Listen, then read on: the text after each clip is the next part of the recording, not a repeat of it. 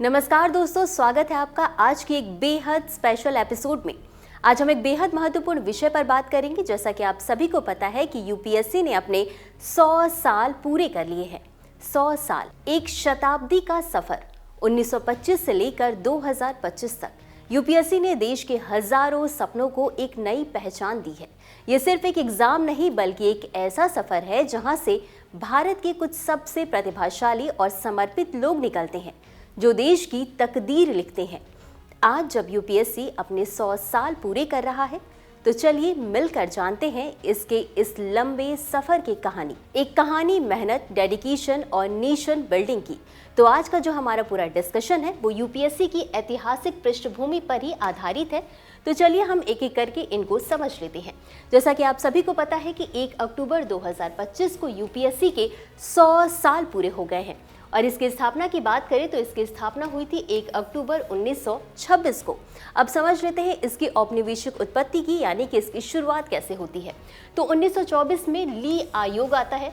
उसने पहली बार लोक सेवा आयोग की स्थापना का प्रस्ताव दिया और फिर 1 अक्टूबर 1926 को सर रॉस बार्कर की अध्यक्षता में पहला लोक सेवा आयोग जो है वो स्थापित किया गया था। अब इस आयोग की भूमिका सिर्फ सलाहकारी थी और ये केवल भारतीय सिविल सेवा यानी आईसीएस के लिए परीक्षाओं तक ही सीमित था, यानी कि सिर्फ इसकी ही परीक्षा जो है वो लेता था। फिर इसके बाद 1935 में भारत सरकार अधिनियम के तहत इसे संघीय लोक सेवा यानी एफपीएससी के रूप में फिर से इसे पुनर्गठित किया गया और इसी के साथ प्रांतीय स्तर पर अलग अलग राज्य लोक सेवा आयोग भी स्थापित किए गए। अब समझ लेते हैं कि पहली बार इस परीक्षा को किसने पास करा था भारतीयों के बारे में। तो सत्येंद्र नाथ टैगोर ने 1863 में आईसीएस परीक्षा पास करने वाले पहले भारतीय थे। आपको बता दें कि प्रारंभ में ये जो परीक्षा है वो लंदन में आयोजित होती थी। फिर 1922 में इसे पहली बार इलाहाबाद में आयोजित किया गया था। अब स्वतंत्रता के बाद की इसकी कहानी देख लेते हैं। तो स्वतंत्रता के बाद यानी 1947 में एफपीएससी के पहले भारतीय अध्यक्ष कौन बने थे? उनका नाम था एच.के. कृपलानी। अब यहाँ पर क्या हुआ कि एफपीएससी का नाम बदलकर संघ लोक सेवा आयोग यानी यूपीएससी किया गया और भारतीय संविधान 1950 के अनुच्छेद 315 से 323 में यूपीएससी और राज्य आयोगों का प्रावधान दिया गया, यानी कि यहाँ से ये एक संवैधानिक आयोग बन गया।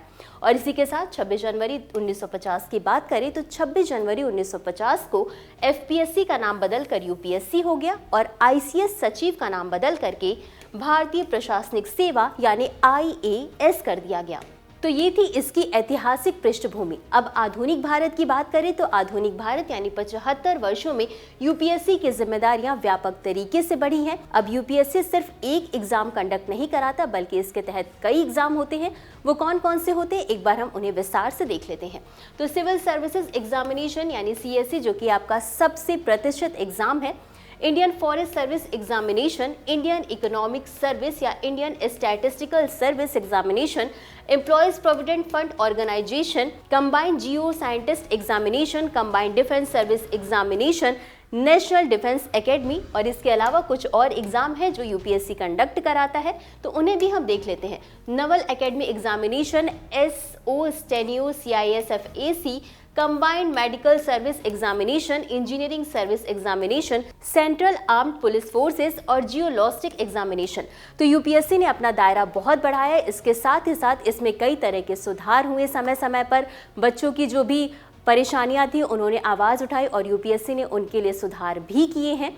तो ये था हमारा आज का पूरा डिस्कशन का टॉपिक जिसमें हमने समझा कि यूपीएससी की ऐतिहासिक पृष्ठभूमि क्या है और ये जानना आपके लिए बहुत ज़रूरी है। तो आज के एपिसोड में बस इतना ही। मिलते हैं अगले एपिसोड में किसी नए टॉपिक के साथ। तब तक के लिए धन्यवाद।